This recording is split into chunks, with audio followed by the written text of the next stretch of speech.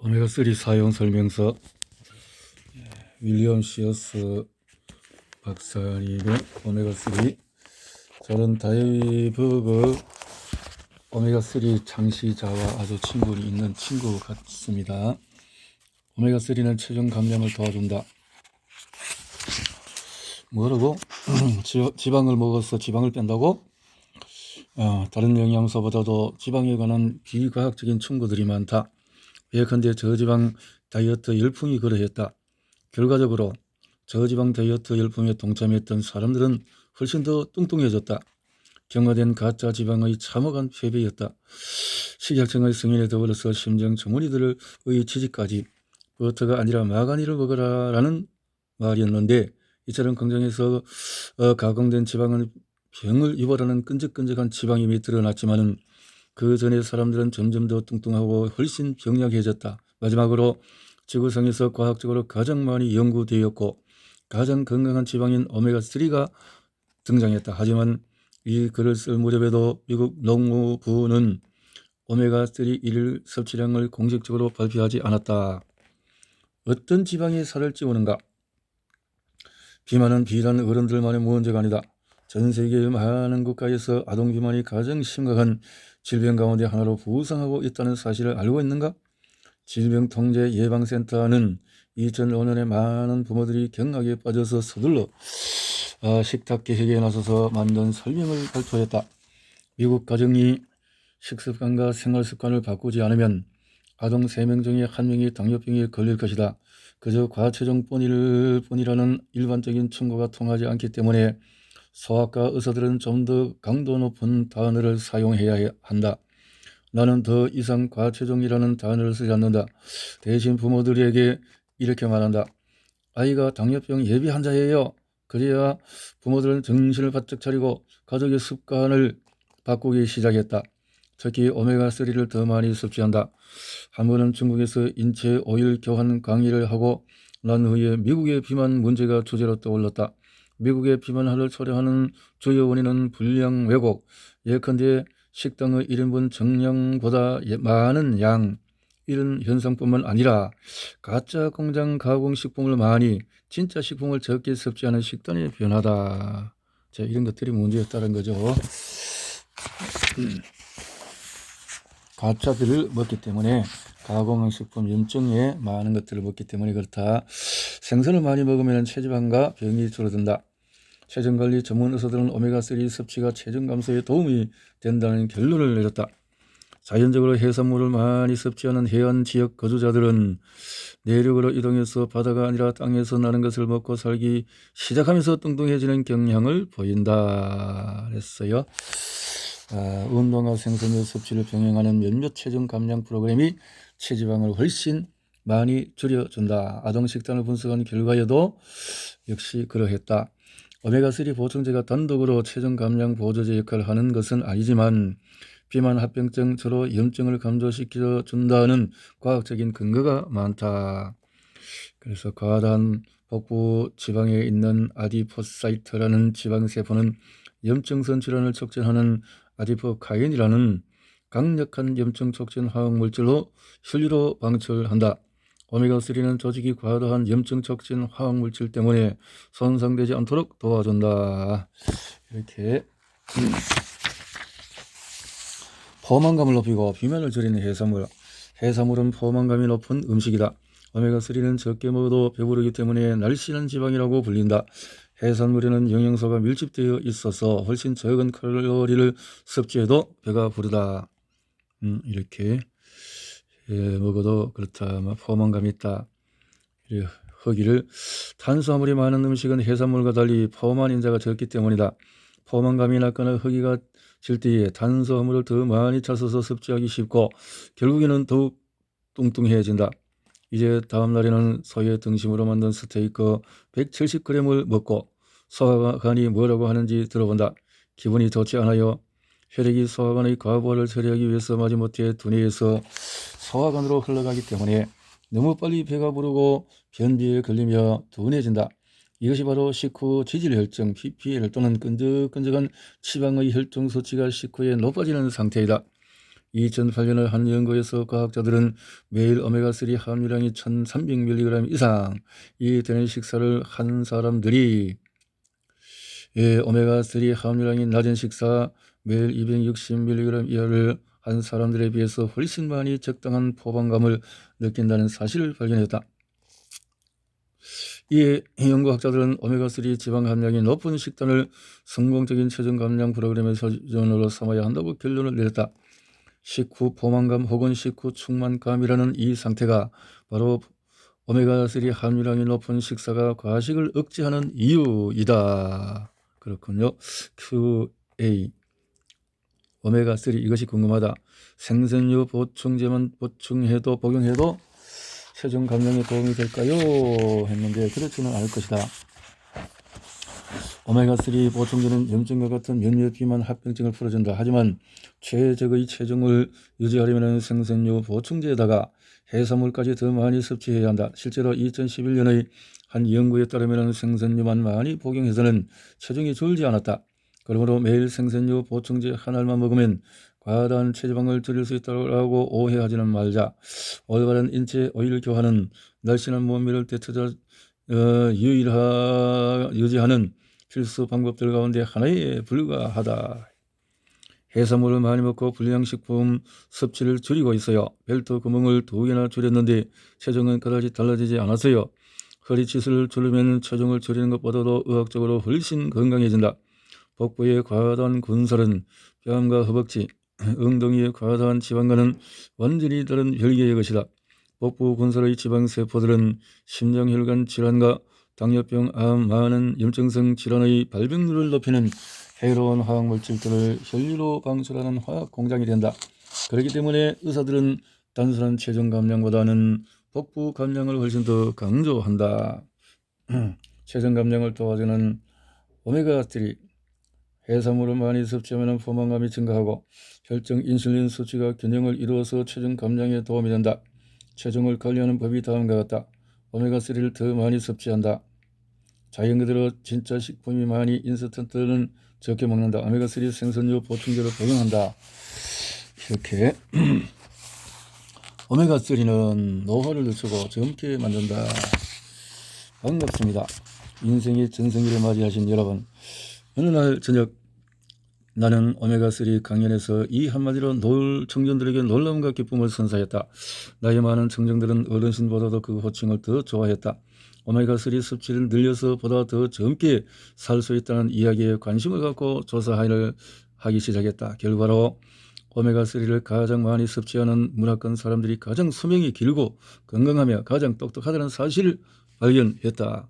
은퇴를 앞두고 퇴직연금을 드는 것처럼 노년의 건강을 위해서도 영양투자가 필요한데 인체와 돈이라는 은행에 당신은 무엇을 저장하겠는가? 나이 들수록 최근에 아들한테서 받은 생일카드에 이런 글이 적혀 있었다. 생각해보면 죽는 것보다도 나이 먹는 것이 그리 나쁘지는 않다. 옳은 말이다. 그래서 나는 항노화라는 말을 싫어한다. 노화를 멈출 수는 없지만 늦추고 심지어 몇몇 노인성 질병들 치료할 수는 있다. 사람은 왜 늙고 병드는가? 노화를 간단하게 정의하면 끈적끈적한 물질이 조직에 쌓이는 것이다. 그래서 나는 노화를 염증화라고 부른다. 노화가 일어나는 이유는 주로 끈적끈적한 물질이 쌓여서 조직이 마모되기 때문이다. 다시 말하자면 조직이 문제다. 최고의 항염증 영양소는 무엇인가? 두말할 것도 없이 오메가3 EPA, DHA이다.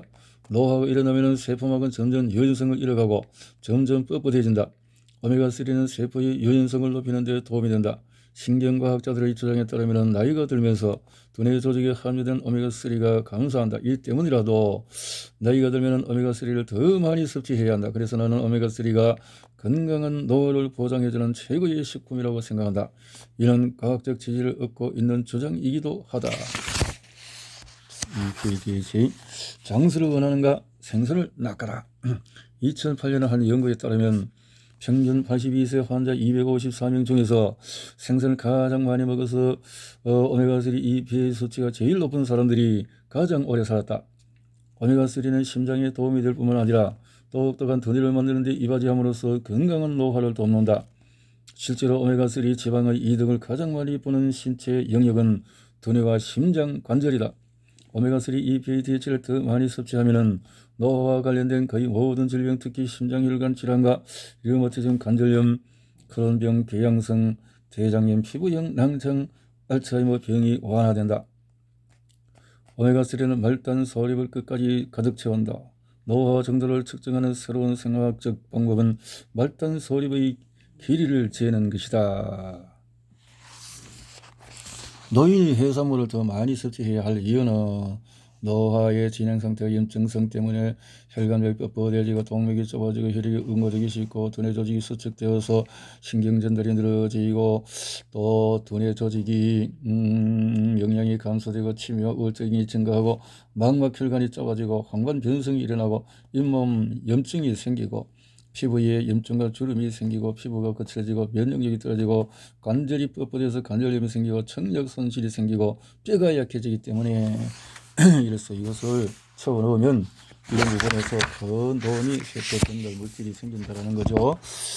자, 학자들은 말단 소립의 길이를 일반적인 건강 상태와 노화 속도를 알려주는 세포 차원의 지표로 삼는다. 말단 소립이 천천히 짧아지면 노화 속도가 느려지는 경향이 있다.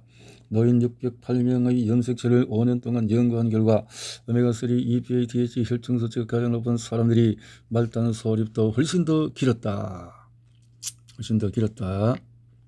나이가 들수록 나타나는 또 다른 현상은 많은 노인들이 우울증을 앓는다는 것이다. 게다가 나이가 들수록 항우울제의 부작용이 더욱 심해지는 경향이 있다. 처방받은 기분 안정제들은 부작용만 많을 뿐 더욱 거의 도움이 되지 않지만은 오메가3 EPA DHA는 매일 생선류 1000에서 2500mg은 노인들의 우울증을 다소 완화시키는 주는 경향이 있다. QA 노화와 오메가3 이것이 궁금하다. 어머니가 요양원에 있어요. 어머니의 건강을 도울 방법이 있을까요? 나도 어머니를 요양원에 모신 경험이 있다. 그때 어머니가 요양원에서 제공받는 식사를 보고 충격을 받았다. 요양원 환자들은 음식을 가장 잘 먹어야 하는 나이인데 가장 나쁜 식사를 제공받고 있었던 것이다. 그래서 나는 훌륭한 의사이자 훌륭한 아들답게 대체 목록을 작성했다. 어머니의 건강을 악화시키는 노화 촉진 음식을 젊어지는 음식으로 대체해야 한다고 주장했다. 건강한 노화를 위해서 식습관을 바꿔야 한다고 요양원에 말했지만은 그다지 놀랍지도 않은 변명이 들었다. 시어스 박사님, 의학적으로는 그와 같은 식습관이 좋다는 데 동의하지만 추가 비용을 감당할 수가 없습니다. 의료보험으로는 이 정도밖에 감당할 수가 없어요. 나는 또 비용 문제가 나오는구나 싶었다. 안타깝게도 음식 비용은 줄이고 병원 비용과 약지의 비용은 늘린다. 2000년 전에 히포크라테스도 이와 같은 잘못된 관행을 지적했다. 그런데 아직도 달라진 것이 없다. 환자들의 심장과 정신 신체를 젊게 유지하는 몇 가지 비결을 소개했다. 언제나 그렇듯이 식습관이나 건강관리 계획 이런 것을 안 하고 자꾸만 의료의 다른 부분을 비용을 들게 만든다는 거죠. 노인 환자들의 오메가3 정려성 환자들에게 집에서 요리한 해산물 음식을 가져다 주거나 환자들을 일주일에 2번씩 해산물 식당에 데려간다. 오메가3 EPA DHA 매일 500mg을 보충하게 만든다. 노화 촉진 음식과 젊어지는 음식이다. 노화 촉진은 기름지고 흰빵, 가공 오일, 인공색소, 첨가물, 양상추, 기름진 육즙, 푸짐하게 하루 3번씩 식사, 포크로 한 입 가득 퍼득 넣기 이런 것은 노화. 젊어지는 것은 해산물 100% 곡물, 올리브유, 아마유, 달걀, 블루베리로 만든 요구르트, 시금치, 올리브유와 발사믹 식초, 시망과 시나몬 같은 향료 하루에 조금씩 6번 식사. 하루에 조금씩 6번.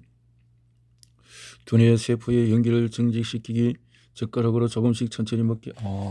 식사 시간을 6번을 하더라도 조금씩 한다면 과잉이 되지 않기 때문에 도움이 되겠다. 내 같은 경우는 너무 과식을 많이 하는 것 같습니다. 이토록 요양원의 식당 작성자를 설득한다. 캡슐이 커서 삼키기 어렵다면 액체 생선류를 제공한다. 오메가3를 많이 섭취하는 방법 외에 나이가 들면서 병에 걸리는 확률을 줄이는 방법이 뭐가 있을까요? 50대에 내가 자문했던 물음이다. 그래서 아내 마사와 함께 전성기 시절의 건강이라는 책에 건강한 노화 계획을 수록했다. 장기 하나하나의 건강을 관리하는 건강관리 계획의 핵심은 우리 몸속의 약국을 이용하고 체내에서 자체적으로 약을 생산하도록 도와주는 것이다. 약을 건강한 노화로 심장마비 위험을 감소해주기 위해서 이렇게 2배 자주 먹고 2배 오래 씹고 1회 식사량을 절반으로 줄인다. 그렇군요. 오메가3는 어떻게 치유를 돕나? 환자에게 오메가3를 섭취하도록 하라. 어느 날 회전을 돌다가 문득 이런 궁금증이 일었다. 병원이 치료를 하는 것이고 오메가3가 자연적인 치료제라면 왜 병원 표준식단에 오메가3가 부족하단 말인가? 병원 표준식단은 애초에 병원으로 많은 환자들을 보낸 장군이는 미국 표준식단 SAD의 재탕이었다. 병원 환자식에서 오메가3가 환자의 이상 증세는 염증, 혈전, 감염, 부상, 알레르기, 호르몬 불균형, 우울증, 신경손상, 골절, 심장수술, 입원기간이 달라지는데 오메가3가 들어가면 항염증하고 이렇게 조직을 입원기간도 짧아지고 음식이 약이라고 생각한다면 약이 될 만한 음식을 환자들에게 제공해야 한다. 그런데 아픈 환자들에게 제공될 음식을 처음 봤을 때 내가 받은 인상은 저가 항공기 기내식 같다는 것이었다. 저가 항공기의 기내식이다. 기름진 소스와 육류, 인공 감미료와 색소가 함유된 시리얼과 요구르트, 젤라틴, 디저트가 가득했다. 생선은 어디 있지? 병원 식단에는 해산물이 가득 들어가야 했다. 적어도 오메가3가 충분하거나 치료 효과가 있는 오메가3 지방 함량이 높은 식사가 포함되어야 할 병원 식단에 오메가3가 부족하다니 나는 의사로서 부끄러워서 고기를 들기가 힘들었다. 손상된 조직을 보다 더 빠르게 치유한다. 태어날 때부터 내가 돌봐준 환자 셰인의 이야기를 먼저 소개하겠다. 셰인은 11살 때 보트 사고로 한쪽 다리를 크게 다쳐서 성형수술을 많이 받아야 했다. 조직이 문제다라는 말이 기억나는가? 나는 그 원칙에 따라서 셰인에게 오메가3를 처방했다. 부상당한 후에 몇 주 동안의 연어와 생선류를 섭취했고 결과적으로 외과 의사들의 예상보다 훨씬 빨리 치유되었다. 이번에는 15살 된 내 손자 알렉스의 이야기를 소개하겠다. 알렉스는 뇌종양 진단을 받았다. 다행스럽게도 악성은 아니었다. 하지만 종양이 두뇌에서 가장 약한 부분인 뇌간에 있었다. 점점 커져가는 종양 근처에서 체내의 나머지 주요 신경들뿐만 아니라 뇌간과 연결된 주 동맥이 있었다. 이런 유형의 종양은 위치상 악성이라고 한다. 다시 말해서 다른 신체 조직으로 전이되지 않지만은 종국에는 종양이 커감에 따라서 인접한 주요 두뇌 조직을 손상시킨다는 뜻이다. 외과 의사는 알렉스가 2다리 내에 15시간 정도 걸릴지도 모르는 두뇌 수술을 받아야 한다고 말했다. 그와 같은 진단이 나오고 며칠이 지난 후 나는 알렉스와 그의 부모를 앉혀놓고 내가 수술 전후 프로그램이라고 명명한 계획을 설명했다. 우리는 모두 알렉스의 신체와 두뇌가 수술 중에 최상의 상태를 유지하고 수술 후에는 최적의 상태로 회복되기를 바랐다. 알렉스는 음식, 특히 오메가3가 어떻게 두뇌 조직의 회복을 돕는지를 자세히 알고 싶어 했다. 그래서 나는 알렉스에게 아래와 같은 식단대로 식사를 하라고 충고했다. 올바른 식사는 두뇌 조직의 60%가 지방이다. 그러므로 큰 뇌 수술을 받고 회복적인 환자는 해산물과 곱게 간 아마시, 아보카도, 올리브유와 같은 지방을 섭취해야 한다. 치유 식단은 수술 후 환자는 염증과 감염을 관리하고 상태의 치유 속도를 높여야 된다. 그러므로 회복적인 조직에는 회복을 방해하는 것이 아니라 촉진하는 음식이 필요하다. 특히 해산물과 스무디, 과일, 샐러드, 향신료, 보충제 이 5가지가 필요하다. 나는 알렉스에게 그와 같은 음식을 더 많이 먹을 뿐만 아니라 과일과 채소, 초절액을 농축해서 캡슐에 넣은 주스 플러스라는 영양 보충제로 산화방제제를 보충해야 한다고 설명했다. 신경 재생 식단은 수술로 영향을 받은 신경 조직의 재생을 돕기 위해서 새로운 신경을 자라나게 해주고 미엘린을 생산하며 시냅스 연결과 적절한 시냅스 발달을 촉진하고 염증을 줄이며 감염을 억제하는 음식을 섭취해야 한다. 두뇌 세포에는 미토콘드리아가 가장 많다. 두뇌 세포는 아주 많은 생성 에너지를 생산하는 조직이기 때문에 활성산소 산화물질이 가장 많이 배출된다. 그러므로 두뇌 세포는 성장과 치유를 돕는 항산화제를 많이 필요로 한다. 오메가3는 산화 방지 효과를 발휘해 두뇌 조직의 치유를 돕는다. 장 안정 식단. 환자는 수술 후에 감염을 예방하기 위해서 다양한 항생제를 복용해야 하기 때문에 장 내균이 손상된다. 그러므로 생균제와 프로바이오틱스로 장을 다시 채워야 한다. 굉장히 똑똑하고 의욕적인 알렉스는 자신의 식습관이 자신의 회복에 어떤 영향을 미치는지를 확실하게 이해했다. 나는 제일 먼저 씌어서 가지고 이 생선 냉장고에 연어 살 한 상자를 처방약으로 꺼내 주었다. 나는 알렉스에게 이런 지시를 내렸다. 일주일에 4번 연어를 170g씩 먹으렴. 그 정도면 알렉스는 적어도 매일 오메가3 EPA-DHA를 최소 1000mg 정도 섭취하게 된다. 정상적인 취약 아동이나 10대 혹은 성인에게는 충분한 양이지만 알렉스가 빨리 회복되려면 그보다 더 많은 양을 섭취해야 할지도 모른다. 두뇌 조직을 치유하는 것이 급선무였기 때문에 나는 알렉스에게 수술 전후 식단에 가장 중요한 2단어는 생선 낫기라고 말했다. 뼈를 생각하면 칼슘과 비타민 D가 떠오르듯 두뇌 조직을 위해서는 오메가3가 필요하다. 골절 치료를 할 때는 칼슘과 비타민 D를 많이 섭취하라는 충고를 받듯이 두뇌 조직을 치유할 때는 오메가3를 더 많이 섭취하는 것이 좋다. 연어에는 오메가3와 비타민 D, 칼슘 이 3가지가 모두 들어있다. 나는 특히 알래스카산 자연산 붉은 연어를 가장 좋은 치유식품으로 꼽는다. 붉은 연어의 분홍 빛깔은 아스타잔틴이라는 자연적인 강력한 항산화제와 면역 증가제가 함유되어 있다는 뜻이기 때문이다. 아스타잔틴에 관한 내용을 자세히 봅시다. 생화학적으로 생선류에 들어있는 치유 분자들을 강장제라고 한다. 조직에 스며들어가 조직을 치유하고 조직을 정상 상태로 돌리면서 아무런 질병도 유발하지 않기 때문이다. 이런 것이 들어가면 더 이상 영향을 끼치지 않고 도움을 받을 수 있다는 거죠. 두뇌 외상이 훨씬 빨리 낫는다. 이런 것이 들어감으로써 산소 버섯과 일산화노즐이 장기화되면 두뇌 세포 조직 중에 지방이 많은 층이 손상된다. 미엘린. 앞서도 설명했지만 미엘린은 신경전도 신호를 빠르게 전달해주는 전련 물질이다. 결과적으로 미엘린이 손상되면 지방이 손상되는 것이다. 지방이 손상되면 무엇이 필요할까? 산소와 그 건강한 지방이 필요하다. 베일즈 박사는 환자를 고압 산소 시제에 입원시키고 오메가3 EPA와 DHA 생선류를 매일 15,000mg씩 처방을 했다. 최근에 연어를 약 1.8kg 섭취하는 것과 같고 신경전달을 치료할 목적으로 처방하는 오메가3 권장 섭취량의 약 5배 정도 되는 양이었다. 맥클로이는 몇 주 후에 손수 상태에서 깨어났다.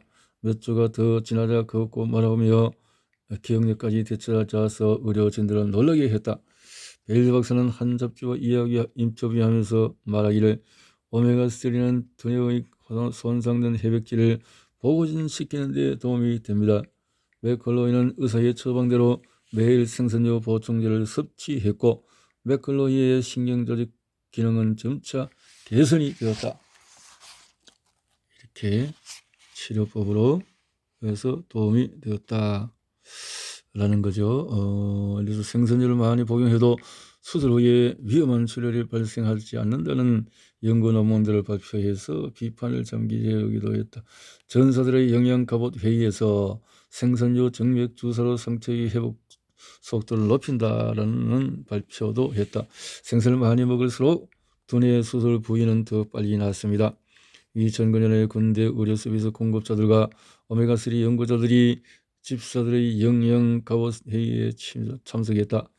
회의 주제는 오메가3 지방산으로 스트레스 회복력과 건강 전투력을 높일 수 있을까? 그렇다라는 거죠. 이거 섭취를 해야만 한다.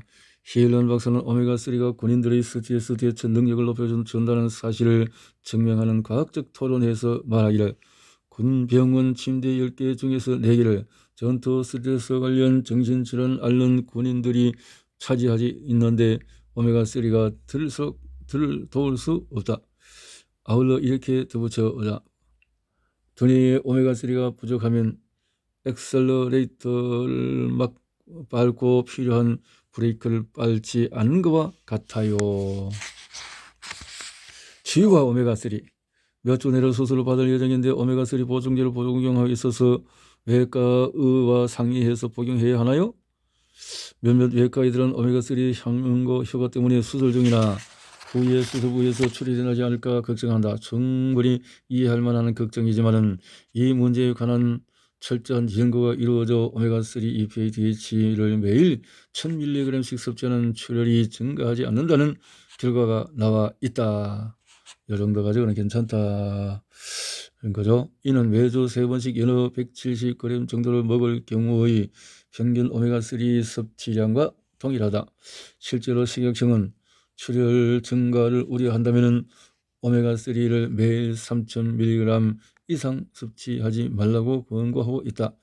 환자의 나이에 따라서 매주 서너 번씩 수술 전후에 자연산 연어 170g 정도를 폭격 목적으로 섭취하는 것은 안전하다고 과학적으로 증명되어 있다. 제 친구 담당 의사가 그러는데 제가 먹는 생선류 보충제가 뱀기름이래요. 저 뭐 어떻게 변명하죠?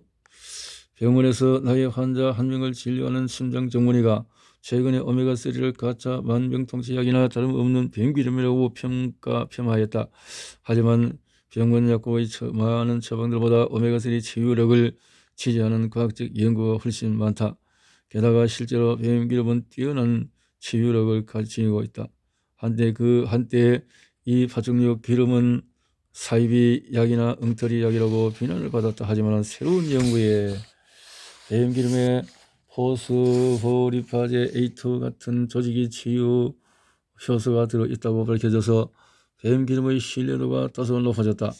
방울뱀의 고추수 고빈도 그중에는 오메가3 DHA가 많이 함유되어 있다. 중대한 수술을 앞둔 환자들에게 나누어지는 소개하겠다. 즉 수술을 하기 전에 환자들에게 치유 음식을 많이 먹이는 것은 영양소 사전 비축 과정이다. 2012년 GOED 회의에서 의사들은 생선류를 완전 비경구 영양 요법뿐만 아니라 외상성 뇌손자 환자들의 치유를 돕는 데 사용한다고 밝혔다. 치유를 돕는 섭취는 해산물 꼭 씹어먹고 수술 후에 쉽게 배출되는 친환경적인 음식을 먹는다. 항염증, 두뇌 조직 이런 것들을 통해서 제대로 영양 섭취를 하자.